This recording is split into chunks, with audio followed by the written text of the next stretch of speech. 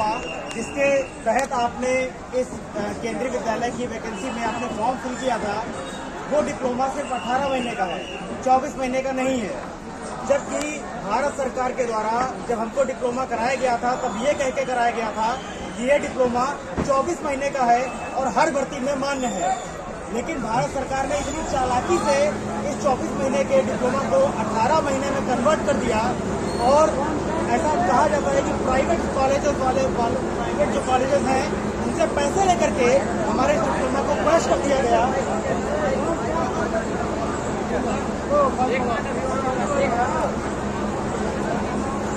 मेरे साथियों, जैसा कि मैंने बताया कि भारत सरकार ने बहुत चालाकी से हमारे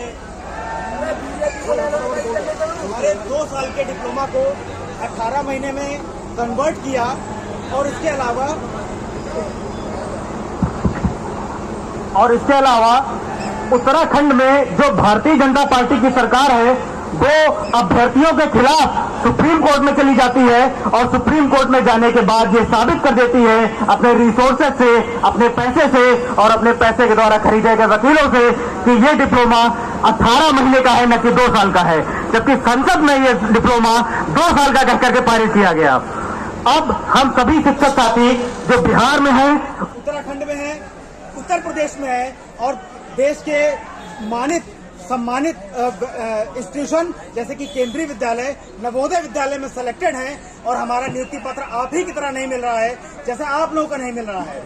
हम यही चाहते हैं कि घमंडी सरकार जिसके एक एक नेता के मंत्री के दफ्तरों में जाकर के मैंने मांग की, मैंने अपनी आवाज को उठाया, लेकिन किसी ने मेरी बात नहीं सुनी। हर ऑफिस से, हर दफ्तर से मुझे बाहर निकाल दिया गया। कोई गोदी मीडिया का आदमी जो यहाँ पर उपस्थित है, किसी गोदी मीडिया ने मेरी आवाज को नहीं उठाया। अपनी आवाज को उठाने के लिए मुझे कांग्रेस ऑफिस में कर्नल रोहित चौधरी जी के पास आना पड़ा। हालांकि कर्नल रोहित चौधरी जी इतने डिसेंट और हम्बल और डाउन टू अर्थ आदमी हैं कि जिन्होंने जो सिर्फ एक्स सर्विसमैन की आवाज को सुनते हैं, उन्होंने मेरी आवाज को सुना और आप लोगों तक पहुंचाया और मुझे ये अवसर दिया कि मैं यहाँ पर मंच पर खड़ा होकर के अपनी बात को आप लोगों के सामने कह सकूं, अपनी बात को उठा सकूं।